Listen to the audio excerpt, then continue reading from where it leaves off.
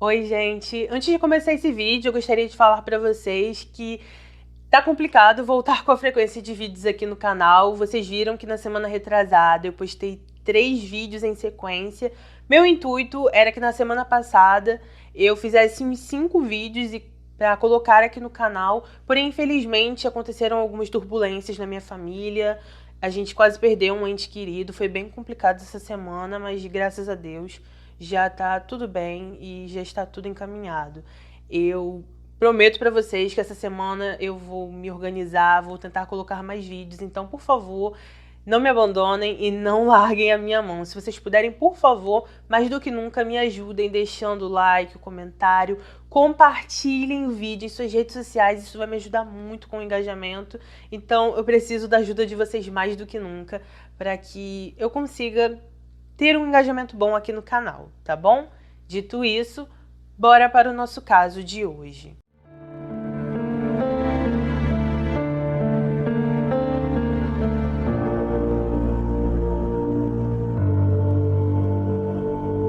Conheçam Jack e Linda. Jack tinha 51 anos, Linda tinha 55. Os dois eram casados e viviam em Ohio, Estados Unidos.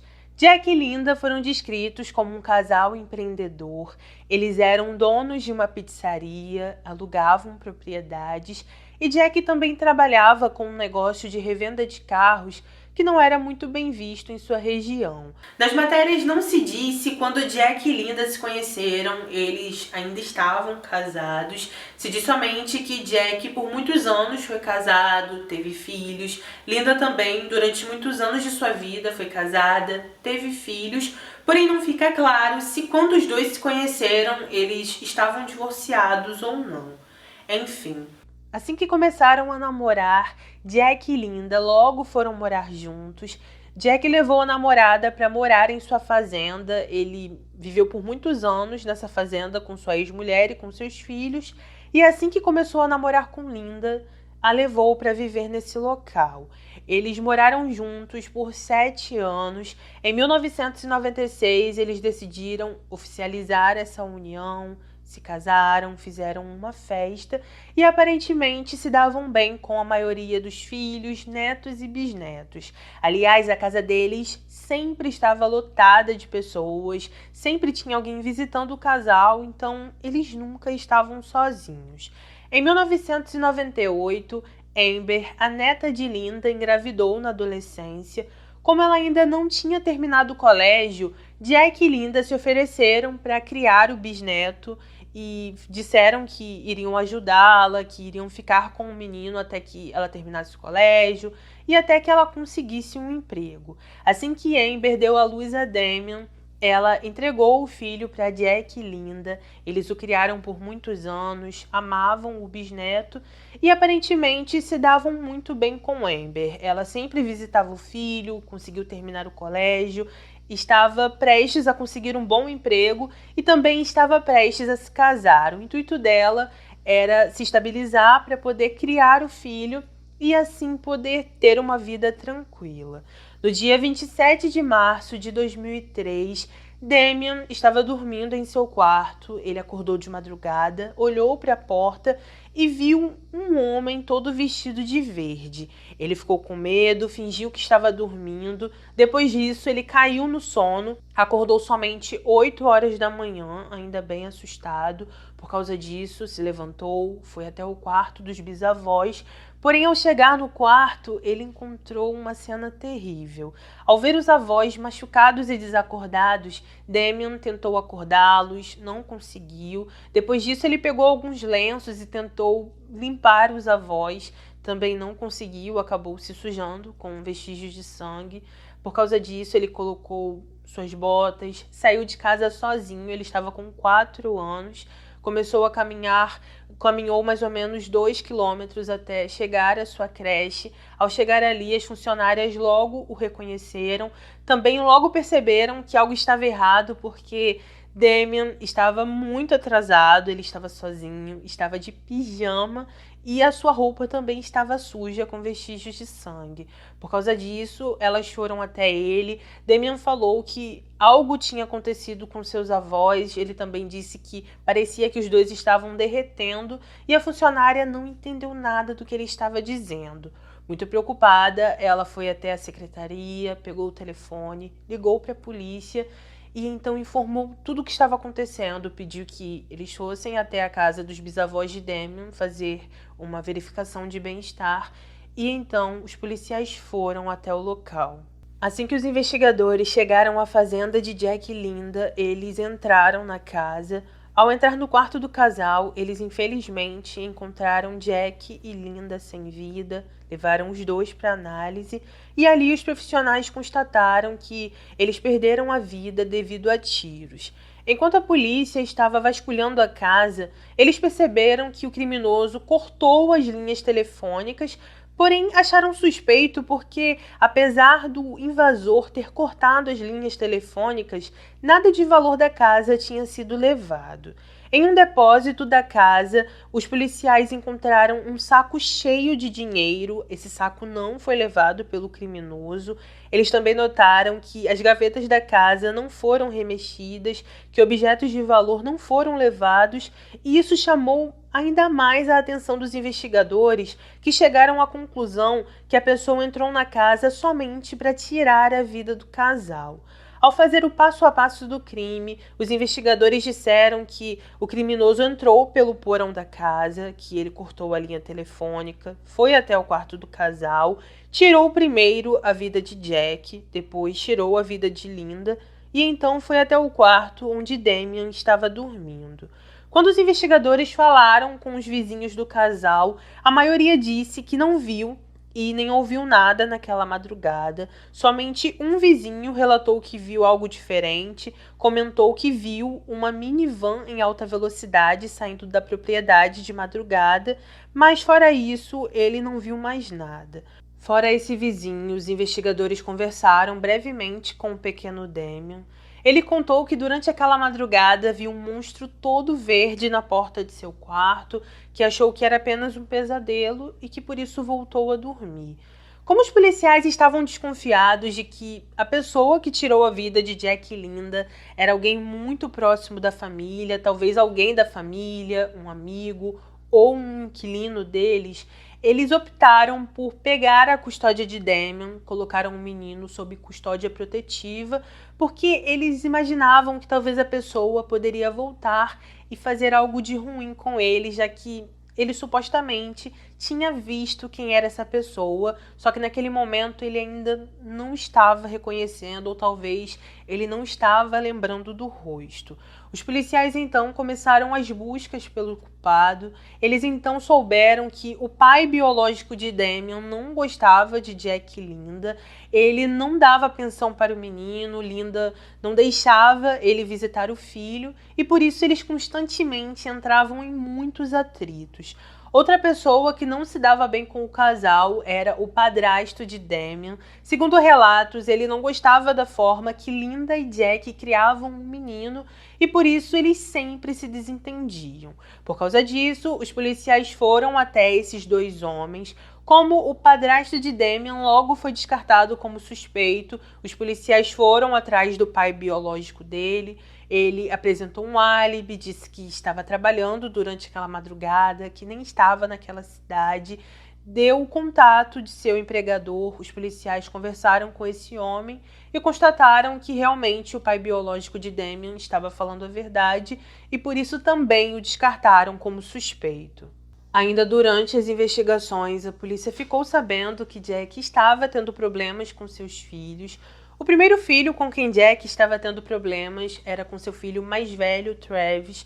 Na época, ele tinha 28 anos, nunca foi a favor do casamento de seu pai com Linda. Aliás, de acordo com relatos, quando Jack se divorciou de sua primeira esposa, Travis ficou com muita raiva, sempre ficou ao lado da mãe e ficou muito incomodado quando Jack levou Linda para morar na fazenda. Fora isso, eles também sempre se desentendiam por questões financeiras. Por causa disso, Travis decidiu se mudar, ele foi morar em um outro estado, porém ele estava em Ohio no dia do acontecimento, no dia que seu pai e sua madrasta perderam a vida. Ele estava em Ohio e por isso os policiais decidiram conversar com ele. Quando Travis foi interrogado, ele apresentou um álibi que os policiais consideraram sólido. Por causa disso, a polícia decidiu falar com o segundo filho de Jack. O nome dele era Greg, ele tinha 25 anos na época, era o filho mais novo de Jack. E diferente de seu irmão, ele sempre apoiou o pai. Ele esteve presente no casamento de Jack e Linda, sempre se deu bem com os dois.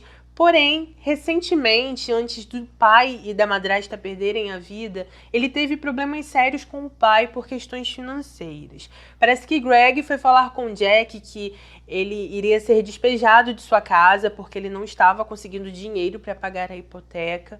Ele pediu dinheiro emprestado ao pai, Jack não deu esse dinheiro e então Greg ficou com muita raiva. Por causa disso, ele acabou sendo despejado, seus 2 filhos foram embora com sua esposa e a esposa dele acabou pedindo o divórcio. Depois disso, ele foi morar em um outro local e então começou a namorar com uma outra mulher. Ao observarem as circunstâncias da vida de Greg, a polícia o considerou um suspeito em potencial.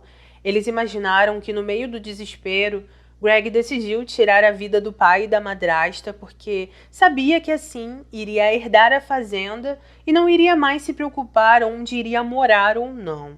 Enquanto a polícia ainda estava investigando Greg, um homem se apresentou na delegacia, disse que dias antes do ocorrido, Greg foi até ele, perguntou onde poderia conseguir uma arma e falou que precisava dessa arma porque queria tirar a vida de seu pai. A partir daí, os investigadores interrogaram Greg. Ele confirmou que sim, estava com problemas financeiros, explicou toda a sua situação e disse que não tirou a vida do pai e da madrasta naquela madrugada.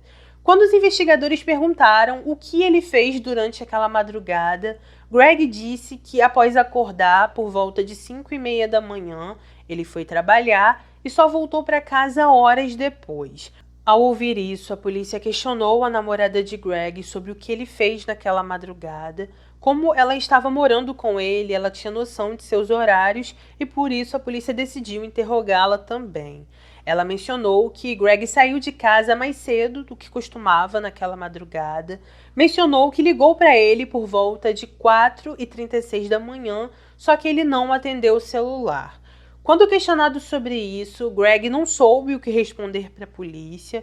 Devido a isso, com base em evidências circunstanciais, Greg foi preso no dia 29 de março de 2003 e ficou aguardando por seu julgamento. Como as evidências eram circunstanciais, a polícia intensivou as buscas por evidências físicas. Fazendo isso, eles souberam que Greg foi até um mercado local 2 dias antes do crime e então os policiais foram até esse mercado para poder verificar as imagens de segurança. Ao olhar as filmagens, eles observaram Greg comprando munição, fitas e utensílios para fazer um silenciador. Além disso, uma semana antes do ocorrido, se descobriu que Greg comprou luvas, um par de sapatos bem menor do que ele costumava usar, um blusão verde, uma calça verde e meias pretas.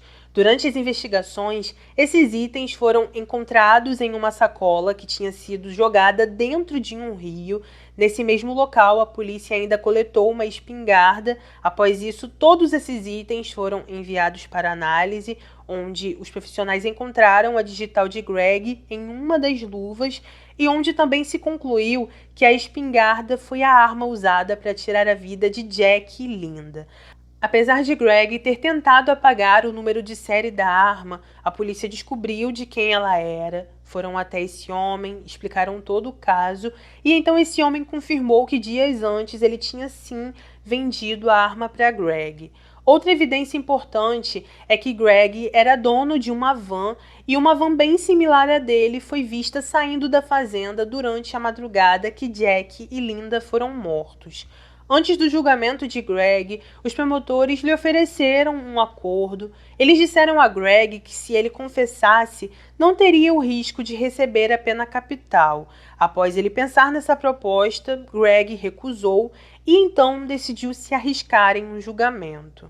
Durante o julgamento, os promotores disseram que Greg fez de tudo para que ele não fosse considerado como suspeito.